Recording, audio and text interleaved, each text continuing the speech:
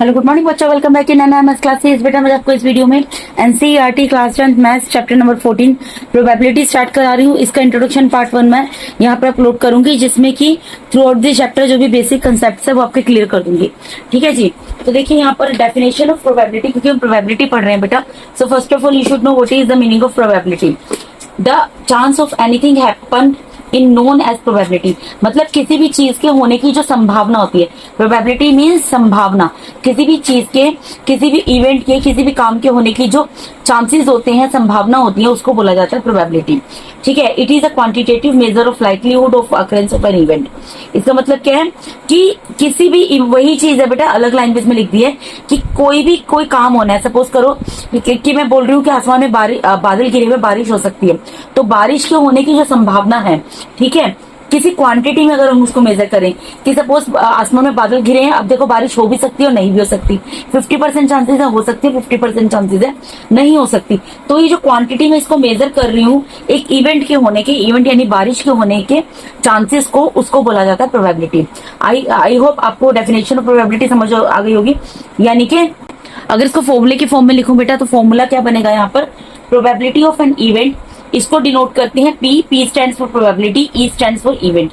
ठीक है, I am repeating once again, probability of an event, event मतलब किसी भी चीज के होने के जो चांसेस है, ई प्रोबेबिलिटी मतलब संभावना, चांसेस, तो किसी भी चीज के होने की, किसी भी काम के होने की जो चांसेस हैं उनको बोला जाता है प्रोबेबिलिटी। ठीक है, P stands here, P stands for probability and E stands for event.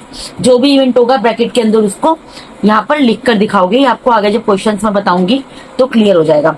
अब इसको फॉर्मूले के रूप में जब हम लिखते हैं बेटा, तो फॉर्मूला क्या बनता है, probability of event is equal to number of outcomes favourable to E। यानी कि यहाँ पर ये जो इवेंट है इसके होने के जितने भी चांसेस है, जितने भी नंबर बनते हैं, जितने भी चांसेस बनते हैं, वो यहाँ पर ऊपर आते हैं। E stands here, E stands for event, यानी कि यहाँ पर जो भी मैं इवेंट लिख रही हूँ उसके होने के जो भी चांसेस हैं वो आप ऊपर लिखोगे, और नीचे आएगा number of all possible outcomes of the experiment. यानी कि जो भी आप एक्सपेरिमेंट कर रहे हैं, जो भी इवेंट हो रहा है, उसको, उसका जो आउटकम आएगा, उसमें आउटकम में जितने भी पॉसिबल आउटकम्स हैं वो सब आप नीचे लिख दोगे। ठीक है। सपोज करो मैं आपको बोलती हूँ कि आपके 100 मार्क्स का पेपर हुआ, ठीक है। अब आप बोल रहे हो मेरे चांसेस हैं कि उसमें हिंदी के अंदर 90 मार्क्स आ जाएंगे या मैथ्स के अंदर 95 आ जाएंगे, इस तरीके से कोई भी एग्जांपल ले लो। ठीक है। अब मैं आपको बोलती हूँ कि प्रोबेबिलिटी बताओ कि आपके जो मैथ्स में कितने नंबर आएंगे, तो यहाँ पर आपके लिखोगे प्रोबेबिलिटी और मैथ्स। यहाँ पर आप क्या लिखोगे, number of outcomes favourable to E, यानी इवेंट यहाँ पर क्या है आपका मैथ्स है, तो यानी मैथ्स में जो नंबर ला सकते हो ऊपर लिखोगे, और नीचे क्या आएगा, number of all possible outcomes of the experiment. मतलब जो एक्सपेरिमेंट आपने किया, यानी कि दो चीजों के मैंने आपको नंबर बोले ना, एक हिंदी के और मैथ के, उन दोनों के नंबर को ऐड करके आप नीचे लिखोगे। पॉसिबल आउटकम्स कितने हो सकते हैं, वो टोटल पॉसिबल आउटकम्स नीचे आते हैं बेटा, और जिस इवेंट की हम बात कर रहे हैं पर्टिकुलर, उसके आउटकम्स के कितने चांसेस होते हैं वो हम ऊपर लिखते हैं। ठीक है जी। अब इसके बाद इंपॉर्टेंट पॉइंट्स है कुछ जो समझने बहुत ज्यादा जरूरी है, वो समझ लीजिए। इंपॉर्टेंट पॉइंट्स हैं बेटा, ये इंट्रोडक्शन पार्ट इसलिए, इंट्रोडक्शन वीडियो इसलिए बनाया है ताकि आपके बेसिक कंसेप्ट, मतलब आपको इस चैप्टर के अंदर क्या क्या चीजें पढ़नी है उनकी आपको क्लैरिटी रहे। ठीक है। बाकी जब आप क्वेश्चन करोगे तब आपको समझ आ जाएगा, और बहुत ज्यादा इजी चैप्टर है। आप खुद बोलोगे कि शायद आपको पूरी बुक में सबसे ज्यादा इजी चैप्टर लगे ये। ठीक है जी। तो देखिए इंपॉर्टेंट पॉइंट्स क्या है, the probability of an event is always equal और ग्रेटर देन 0। यानी कि किसी भी इवेंट के होने की प्रोबेबिलिटी, जब मैं बोलती हूँ किसी भी इवेंट की प्रोबेबिलिटी निकालनी है कि किसी भी काम के होने की संभावना क्या है, तो हमेशा वो ग्रेटर देन 0 होगी। यानी 0 से प्रोबेबिलिटी ऑफ एन इवेंट वो हमेशा ग्रेटर देन 0 होगी, और प्रोबेबिलिटी ऑफ एन इवेंट हमेशा क्या होगी, या तो इक्वल टू 0 होगी। ठीक है, या तो वो ग्रेटर देन 0 होगी या फिर इक्वल टू 0 होगी। ठीक है जी। उसके बाद सेकंड पॉइंट है, the probability of an event is always equal और लेस देन 1। अब किसी भी काम के होने की जो संभावना है, यहाँ पर बात कर रहे हैं, तो किसी भी काम के होने की जो संभावना है, यानी किसी भी इवेंट के होने की जो प्रोबेबिलिटी है बेटा, ठीक है, वो क्या होगी, या तो इक्वल टू 1 होगी, या तो 1 के इक्वल होगी, या फिर लेस देन 1 होगी। यहाँ पर मैंने लिखा है, इसको मैं इस तरीके से भी लिख सकती हूँ जैसे ऊपर लिखकर दिखाया आपको, कि प्रोबेबिलिटी ऑफ एन इवेंट हमेशा लेस देन 1 होगी, 1 से छोटी होगी, या फिर probability of event equals to 1 होगी, या फिर वो 1 के इक्वल होगी। ठीक है जी। यानी कि आपको ये समझना है इसका मैं कंक्लूजन क्या निकालती हूँ। अगर मैं इस पॉइंट और इस पॉइंट को देखूं, यहाँ पर आपको बोल रही हूँ कि किसी भी इवेंट के होने की प्रोबेबिलिटी या तो ग्रेटर देन 0 होगी या इक्वल टू 0 होगी, और यहाँ पर मैं बोल रही हूँ किसी भी इवेंट के होने की प्रोबेबिलिटी या तो लेस देन 1 होगी या फिर इक्वल टू 1 होगी। इसका मतलब क्या है, प्रोबेबिलिटी किसके बीच में रहेगी बेटा, 0 और 1 के बीच में रहेगी। ठीक है, क्या मतलब निकलता है, कंक्लूजन क्या निकलता है। अगर मैं यहाँ पे फर्स्ट पॉइंट जो इसको मैं फर्स्ट पॉइंट नाम दे दूं और इसको सेकंड पॉइंट नाम दे दूं, यहाँ मैं लिख देती हूँ फर्स्ट पॉइंट, यहाँ मैं लिख देती हूँ सेकंड पॉइंट, तो from first and second, first and second से क्या कंक्लूजन निकलेगा, फर्स्ट या सेकंड है। इसका मतलब क्या निकलता है कि प्रोबेबिलिटी जो इवेंट की है वो क्या होगी बेटा, वो प्रोबेबिलिटी या तो ग्रेटर देन और इक्वल 0 होगी या फिर लेस देन और इक्वल 1 होगी। ठीक है जी, ये बेटा 1 नंबर का क्वेश्चन बनता है, इसको आप ध्यान से समझ लेना, ये पॉइंट इंपॉर्टेंट है, इसमें से क्वेश्चन अराइव किया जाता है। ठीक है जी, अब मूव करते हैं नेक्स्ट शीट पर। अब यहाँ पर क्या बोल रहे हैं बेटा, probability of an event is never negative, कभी भी किसी भी इवेंट के होने की प्रोबेबिलिटी नेगेटिव नहीं आएगी। ये आपको ध्यान रखना है बेटा। अगर आप बोलते हो कि किसी भी इवेंट के होने की प्रोबेबिलिटी सपोज या -1 आ गई, -2 आ गई, -5 आ गई, तो ऐसा कभी नहीं होता है। ठीक है, the probability of an event is never negative. उसके बाद पॉइंट है, if probability of event is equal to 0 then it is known as impossible event. बेटा अगर किसी भी इवेंट के होने की प्रोबेबिलिटी 0 है तो उसको हम क्या बोलेंगे, इम्पॉसिबल इवेंट, यानी कि वो इवेंट कभी हुआ ही नहीं। आप खुद सोचो, आप बोल रहे हो पेपर देकर आए हो और आप बोलो कि मेरे मार्क्स ही नहीं आएंगे। ठीक है, ऐसा हो सकता है, अगर आपने पेपर दिया तो आपके मार्क्स तो आएंगे। ठीक है, तो अगर आप ऐसा बोलते हो कि मैंने पेपर दिया मेरे मार्क्स ही नहीं आएंगे, इसका मतलब क्या है कि आपने पेपर ही नहीं दिया, वो इवेंट हुआ ही नहीं है, इसका मतलब यही निकलता है। ठीक है, तो ये एक छोटा सा एग्जांपल दिया बेटा, you can take so many examples from your surroundings. ठीक है, अगर आप मेरी बात समझ रहे हो मैं क्या बोल रही हूँ, कि किसी भी कोई भी आप काम करते हो, अगर आप ये बोलते हो कि मैंने कोई काम किया है और उसके होने के चांसेस 0 हैं, तो इसका मतलब क्या निकलता है कि आपने वो काम कभी हुआ ही नहीं, आपने वो काम कभी किया ही नहीं। इसका मतलब क्या है, इसको अगर मैथमेटिकल लैंग्वेज में समझे कि if probability of an event is equal to 0 then it is known as impossible event. इसका मतलब वो एक इम्पॉसिबल इवेंट है। नेक्स्ट पॉइंट है, if probability of an event is equal to 1, अगर किसी इवेंट के होने की प्रोबेबिलिटी 1 है then it is known as sure event और अ सर्टेन इवेंट। ठीक है, अगर किसी इवेंट के होने की प्रोबेबिलिटी 1 है, ठीक है, तो वो कैसा इवेंट कहलाता है बेटा, श्योर इवेंट या सर्टेन इवेंट कहलाता है। जितने भी पॉइंट्स हैं these are very important points, इनमें से क्वेश्चन बनेगा, 1 मार्क्स का बन सकता है, ट्रू फॉल्स में बन सकता है, स्टेटमेंट में बन सकता है, फिल इन द ब्लैंक्स में बन सकता है, किसी भी फॉर्म में बन सकता है, लेकिन 1 नंबर का क्वेश्चन 100% इनमें से कोई ना कोई बनेगा। इस वजह से बेटा इन कंसेप्ट्स को क्लियर करना आपके लिए जरूरी है। ठीक है, और वैसे भी जो आगे आप क्वेश्चंस करेंगे उनमें ये कंसेप्ट्स आएंगे, तो आपको ये चीज क्लैरिटी होनी चाहिए कि श्योर इवेंट या सर्टेन इवेंट किसे कहते हैं, इम्पॉसिबल इवेंट किसे कहते हैं। ठीक है, अगर किसी इवेंट के होने की प्रोबेबिलिटी 0 है तो उसको इम्पॉसिबल इवेंट कहा जाता है, अगर किसी इवेंट के होने की प्रोबेबिलिटी 1 है तो उसको श्योर इवेंट या सर्टेन इवेंट कहा जाता है। ठीक है जी, उसके बाद हम बात करते हैं equally likely outcomes, chances of event happen. ठीक है, यानी कि एक जैसे आउटकम्स आ रहे हैं, इक्वली लाइकली आउटकम्स आ रहे हैं। इक्वली लाइकली आउटकम्स का मतलब क्या है, सपोज करो आपने कोई कॉइन है उसको टॉस किया। ठीक है, जब कॉइन को टॉस करती है तो हेड भी आ सकता है, ठीक है, और टेल भी आ सकता है। Here H stands for head and T stands for tail।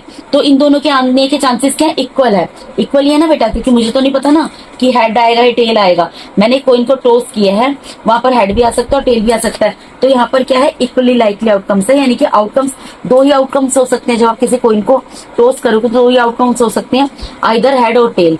ठीक है, तो उनके 50-50% चांसेस बनते हैं कि हेड भी आ सकता है और टेल भी आ सकता है। ठीक है, अब मैं आपको बोल रही हूँ आसमान में बारिश, क्लाउड्स हैं।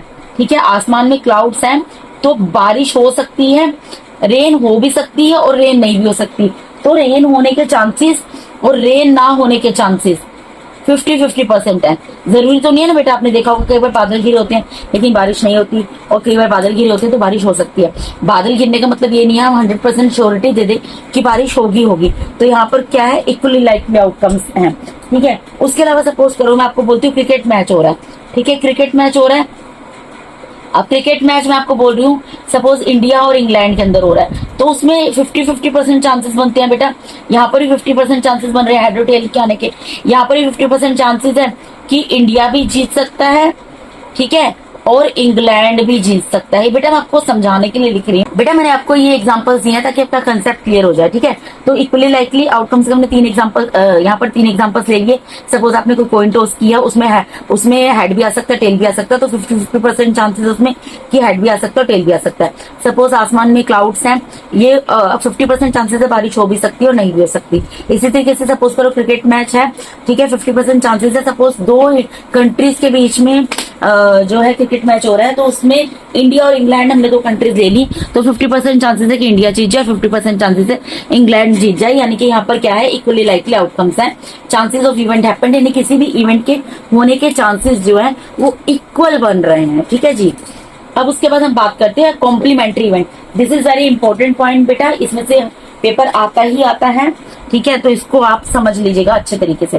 कॉम्प्लीमेंट्री इवेंट होता क्या है, द इवेंट ई, देखो बेटा अब यहाँ पर क्या है, ई और ई के बाद ऊपर आप देख सकते हैं यहाँ पर क्या लिखा हुआ है, ई लिखा है, और ई के बाद इस तरीके से लाइन, स्लीपिंग लाइन है, तो इस स्लीपिंग लाइन को क्या बोलते हैं यहाँ पर, बार। क्या बोला जाता है, बार बोला जाता है, ठीक है जी। इसका मतलब क्या निकलता है बेटा, इसका मतलब निकलता था इवेंट ई बार, ई बार। अभी ये बार हम बोलते हैं, लेकिन यहाँ पर इसका मतलब क्या है, इसका मतलब है नोट ई। ये जो यहाँ पर मैंने ऊपर ये सिंबल लगाया है, इसका मतलब क्या है, नोट ई, ठीक है। यानी कि इवेंट नहीं होगा, इवेंट नहीं होने के चांसेस बताने हैं। अभी हमने पढ़ा है इवेंट होने के चांसेस, जैसे probability of event, probability of event कैसे हम लिखते हैं, पी और ब्रैकेट में ऐसे ई, ये हो गया प्रोबेबिलिटी ऑफ इवेंट। और प्रोबेबिलिटी ऑफ नोट इवेंट कैसे लिखेंगे, प्रोबेबिलिटी को तो पी से डी नोट करेंगे और नोट ई को, नोट इवेंट को क्या लिखेंगे, ई और ई के ऊपर बार का सिंबल लगा देंगे, ठीक है जी। सो ये होता है probability of event and probability of note event, यानी किसी इवेंट के होने के चांसेस, यहाँ पे किसी इवेंट के ना होने के चांसेस, ठीक है। तो पहले आपको ये डिफरेंस पता होना चाहिए, what is the difference between E and E bar, ठीक है। तो आई थिंक आपको क्लियर हो गया होगा। अब उसके बाद हम कॉम्प्लीमेंट्री इवेंट की डेफिनेशन की तरफ मूव करते हैं। डेफिनेशन क्या बोलती है, the event E bar representing not E is called the complement of the event E. यानी कि ये कह रहे हैं यहाँ पर जो ई बार है, ये जो ई बार है ये रिप्रेजेंट करता है नोट ई को। भी मैंने बताया इसको क्या बोलते हैं, नोट ई, इसको बोलते हैं ई का, यानी इवेंट का कॉम्प्लीमेंट, ठीक है। We say that E and E bar are complementary events, ये एक दूसरे के कॉम्प्लीमेंट्री इवेंट होते हैं, हम इनको ये कह सकते हैं। यानी कि सिंपल लैंग्वेज अगर आप समझो तो इनका एक फॉर्मूला बनता है बेटा, और वो फॉर्मूला कैसे बना है वो मैंने पूरा यहाँ पर आपको निकाल कर भी दिखा दिया है। यहाँ पर एक चीज दी हुई है कि फॉर एनी इवेंट, कोई भी इवेंट है ई, वहां पर क्या होगा, probability of event plus probability of note event is always equals to 1। This is the formula जिसको यूज करके आप क्वेश्चंस करेंगे आगे, ठीक है। Probability of event plus probability of note event is equals to 1, where E bar stands for not E, जहां पर ई बार का मतलब क्या है, नोट ही। तो ये फॉर्मूला आपको याद करना है कि हम किसी भी इवेंट के होने के प्रोबेबिलिटी, किसी भी इवेंट के होने के चांसेस और किसी भी इवेंट के ना होने के चांसेस को अगर ऐड कर देते हैं तो इक्वल्स टू 1 आता है, ठीक है। अब देखो बेटा यहाँ पर अगर मैं यहाँ निकालू प्रोबेबिलिटी ऑफ नोट इवेंट, आपको क्वेश्चन बेसिकली जो ज्यादा पूछे जाते हैं प्रोबेबिलिटी ऑफ नोट इवेंट के पूछे जाते हैं, तो प्रोबेबिलिटी ऑफ नोट इवेंट के लिए आपको ये फॉर्मूला याद कर लेना है बेटा, ठीक है। अब मैं आपको बोलती हूँ कि प्रोबेबिलिटी ऑफ नोट इवेंट किसके इक्वल होगा। देखो यहाँ पर मैंने क्या लिखा है, probability of event plus probability of note event is equal to 1।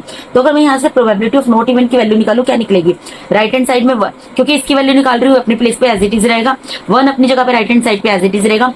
इसको मुझे सेपरेट करना है from another terms. Another term क्या है यहाँ पर, प्रोबेबिलिटी ऑफ इवेंट, ये लेफ्ट हैंड साइड में प्लस में है, तो इसको राइट हैंड साइड में मूव कर देंगे तो ये माइनस में चली जाएगी। यानी कि probability of note event is equals to 1 minus probability of event, ठीक है जी। और प्रोबेबिलिटी ऑफ इवेंट का फॉर्मूला क्या होता है बेटा, प्रोबेबिलिटी, अब देखो 1 की जगह यहाँ 1 रहेगा।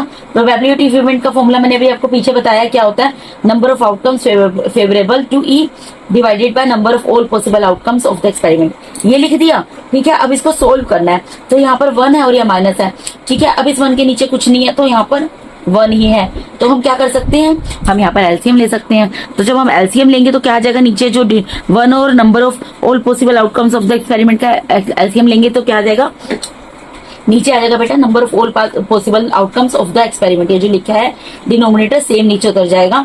अब ठीक है, ये 1 से इसको डिवाइड करेंगे तो इसी पर जाएगा, इसको फिर 1 से मल्टीप्लाई करेंगे तो ऊपर क्या आ जाएगा, ये जो डिनोमिनेटर है ये यहाँ पर आ जाएगा, माइनस की जगह माइनस का साइन आएगा, फिर ये सेम टर्म है, ये सेम लैंग्वेज है, ये आपस में कैंसिल हो जाएगी।